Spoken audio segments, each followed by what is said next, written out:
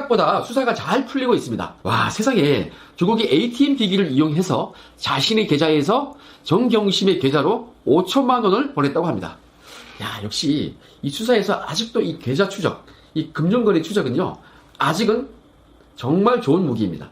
자금 추적에서 걸리면 이건 그냥 게임 끝이거든요. 바로 물증이기 때문에 그만큼 자금 추적이 무섭고요. 특히나 이제 자금 세탁을 잡아내잖아요. 그거는 그냥 한 방에 끝나는 거예요. 이번에 제대로 잡혔습니다, 여러분. 저는 이 뉴스를 접하고 깜짝 놀랐습니다. 조국이 소환 조사를 언제 받느냐, 그리고 조국이 구속되느냐 안 되느냐, 뭐 이게 중요한 게 아니에요. 지금 여건이 한창 진행하고 있는 그 검찰 개혁이라는 게 얼마나 파렴치한 행위인지를 우리가 알게 된 것입니다. 이게 중요한 겁니다. 그렇습니다, 여러분. 그들은 모두 알고 있었습니다.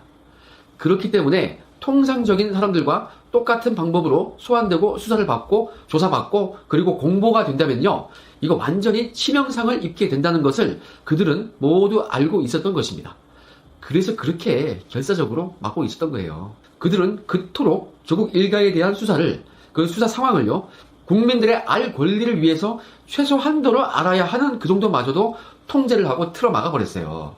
다른 사람들과 비교해 볼 때 이거 엄청난 특혜를 받은 것입니다. 여러분, 이 세상에 ATM 기기를 이용해서 이 돈을 송금했는데요, 그게 정말로 상황이 다급해 보였네요. 그때 조국이 ATM 기기 앞에 가서 카드를 투입하고 귀찮게 실입, 넣었다 뺐다 하면서 8번, 9번씩이나 정말 여러 번 송금하는 일을 그걸 반복했다고 생각하니까 이 그림이 한번 쫙 그려지거든요, 지금.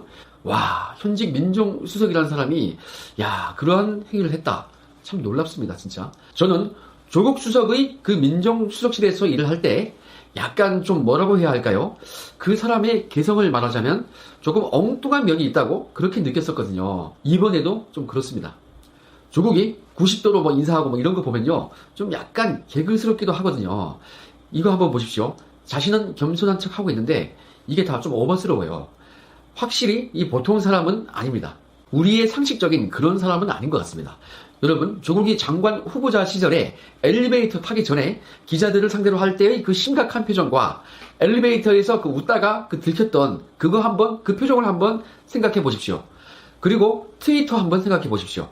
말로 표현 못할 조금 그러한 듯한 그 개그스러움이 은근히 있습니다. 저는 그걸 조금 엉뚱하다고 표현을 했는데요. 어떠십니까? 그리고 저는 조국 민정수석 시절에 100수십 건의 보고를 했는데요. 한마디로 그것을 최종 결재권자가 어떻게 처리했는지, 그리고 어떻게 조치를 했는지 그것을 제가 1년 넘게 봐왔지 않습니까? 16개월 동안. 그래서 저는 조국에 대해서 너무 잘 알고 있습니다. 그러하기 때문에 저는 조국이 장관 후보자 말이 나왔을 때부터 가장 처음에 제가 얘기를 했습니다. 조국이 법무부 장관이 되어야 한다. 뭐 그렇게 얘기를 했고, 그런 영상도 제가 업로드 했지 않습니까? 여러분 다 보셨죠? 그리고 계속 잘 나가는 자리로 가야 한다. 제가 그런 얘기도 했습니다. 여러분, 이제는 제가 왜 그런 말을 했는지 이해하십니까? 윤석열 총장님에 대해서도 제가 말씀을 드렸는데요. 결국에는 시간이 지나고 나면 저희 말을 대부분 이제는 이해하시지 않습니까? 여러분, 이게 뭐냐면요, 결국에는 사람을 보는 눈입니다. 저는 이번 사건들을 보면서 제가 여러 가지 예상을 한 것이 대부분 맞았던 것이 뭐냐면요, 화두였던 조국과 윤석열 총장님의 그 휘하에서 제가 일을 했었기 때문입니다. 통상 조국만 조금 알든지 아니면 윤석열 총장님과 조금 연이 있든지 뭐 둘 중에 하나인데요. 저는 이 두 가지 상황을 모두 경험한 유일한 사람이 아니었나 그렇게 생각이 됩니다. 그러니까 제가 경험했던 것이 아주 유니크한 그러한 상황일 수밖에 없었습니다. 저는 평생 검찰에서 사람을 소환해서 조사하는 그런 일을 해왔습니다. 그리고 정보 업무를 할 때에는요, 사람을 밤낮으로 만나면서 그 사람을 대하는 그러한 일을 해왔습니다. 사람을 상대하는 일을 했던 것이고, 그것도 그냥 상대한 것이 아니고요, 그 만나는 사람들로부터 이야기하기 싫은 무언가를 끄집어내는 그러한 정보를 취득하는 그런 일을 전문적으로 해왔기 때문입니다. 그리고 그 일을 매우 열심히 창의적으로 하기 위해서 노력을 많이 했습니다.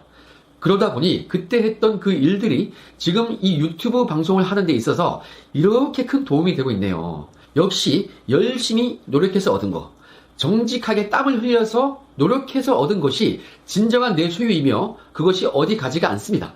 그래서 여러분, 저는 어릴 적부터 제가 가진 모토가 하나 있었습니다. 최근 국회에서 열린 토크 콘서트에 참석했을 때에도 제가 이 얘기를 했던 건데요. 자신이 한 만큼만 받자. 딱 이겁니다.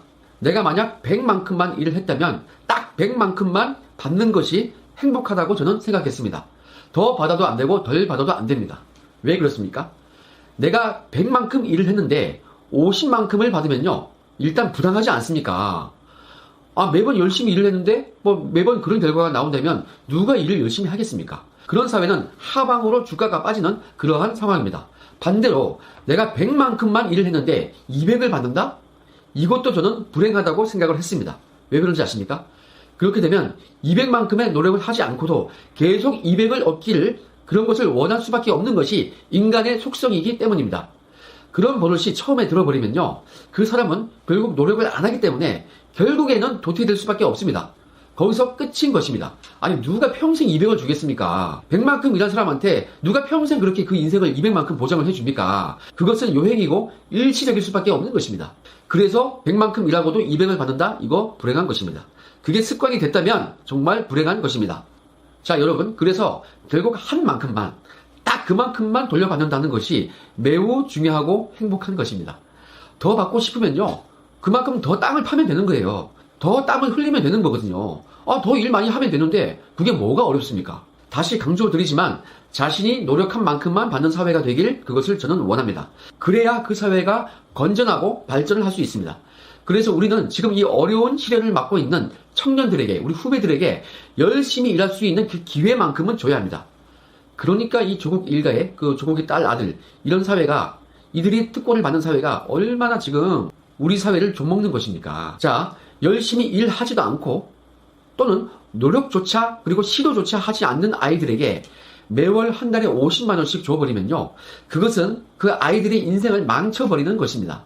그것에 길들여지면요, 그 순간 그 아이들은 이미 노예의 길로 들어서는 것입니다. 그 아이들 결코 그거 공짜 아니에요. 자신의 인생을 갉아먹고 그 돈 받는 겁니다. 이것을 빨리 깨우쳐야 합니다. 그렇게 노예가 되어서 자신에게 50만 원 주는 정부, 그것을 칭송하면서 PC방에서 탕진하면서 우리 우파 유튜버들이나 공격하면서 씹어대면서 인생을 허비하고 있습니다. 우리 아이들이 그럼 다음번에는 70만 원을 주는 곳을 선호를 하겠죠. 이게 뭡니까? 정부는 우리 아이들의 미래를 그깟 푼돈으로 유린하지 맙시다. 자, 조국 이야기를 하다가 잠깐 격가지로 얘기를 했는데요. 이것도 매우 중요하고 의미 있는 얘기라서 제가 잠깐 짬을 내서 얘기를 했습니다. 여러분, 다시 조국으로 돌아와서요. 저는 그만큼 조국을 잘 알고 있었고, 그래서 조국이 계속 중용되길 바랬는데, 딱 제 생각대로 조국이 민정수석으로 아주 장수를 했고요. 법무부 장관까지 하였습니다. 그리고 조국은 저의 기대를 저버리지 않고 계속 엉뚱한 일을 했습니다. 자, 검찰 개혁한다는 거요. 그걸 자신과 자신의 가족을 수사하는 그러한 검찰을 제어하기 위해서 개혁했다. 지금 보면 딱 그렇게 판단되지 않습니까? 국민이 주는 공권력, 그것을 자신의 사적인 이익을 위해서 그 공권력을 집행했다고 밖에는 달리 생각되지 않습니다. 너무 파렴치하지 않습니까, 여러분? 이거 김영란법 위반, 이 소지가 있습니다. 이거 한번 파봐야 됩니다. 이해 충돌도 되고요. 이것도 잊지 말고 추후에 우리가 꼭 따져봐야겠습니다. 자, 이제 검찰은 조국을 정조준하고 있습니다. 정상적인 국가라면요, 조국 동생도 구속되고 조국 본인도 구속되고 이것이 맞겠죠. 그런데 하도 요즘 비정상적인 일들이 계속 많아지니까, 그러니까 제가 기가 막히고 지금 코가 막힌 거 아닙니까? 조국 동생이 우리에게 의미가 있는 건 아니지 않습니까, 여러분? 그러니까 우린 조국에게 집중을 해야겠습니다. 여러분, 조국이 자신의 계좌에서 정경심의 계좌로 5천만 원을 송금했고, 정경심이 그날 2차 전지업체 WFM 주식을 차명으로 구입하였다고 하죠. 언론에 나왔죠. 시가 7천만 원짜리 주식을 30%나 싸게 5천만 원에 매입했다고 합니다.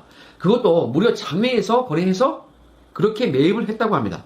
여러분, 일반인이 상장된 주식을 장외에서 30% 싸게 매입할 수 있습니까? 그것은 있을 수가 없는 일이죠. 분명히 이거는 뇌물수수 혐의가 있습니다. 무엇보다 조국이 5천만 원을 송금했다는 것은, 만약 그 5천만 원이 WFM 주식 매입에 활용이 되었다면은 조국은 그것을 알고 있었다는 증거 아니겠습니까? 그것이 사실이면요, 이거 딱 구속각입니다. 아무튼 이것이 수사 결과 사실로 확정이 된다면, 그렇다면요, 제가 말씀드린 대로 검찰의 압승을 넘어서 KO 승리, 너가웃 승리까지 되는 것입니다. 여러분, 오늘의 방송 소재, 조국 수사 잘 풀릴 수밖에 없는 이유, 그 결론은 무엇입니까? 바로 조국의 엉뚱함, 그 문제 있는 그 판단력, 바로 그것입니다. 그것 때문에 조적조로 불리는 트위터, 엉뚱한 청문회나 기자회견에서의 그 해명, 이번에 ATM 기기 송금까지요. 조국 스스로가 수사를 받을 흔적을 많이 남겼습니다. 또 있습니다. 자택 압수수색을 받는데 담당 검사에게 전화상으로 자신이 장관이라면서 신속하게 압수수색을 진행하라고 그렇게 지시한 것이 있지 않습니까? 여러분, 이러한 조국의 엉뚱함 때문에 구속되는 그러한 날이 오길 기대하면서, 속히 오길 기대하면서요. 그리고 우리 크게 웃는 날을 기대하면서 오늘 방송은 여기까지 하겠습니다.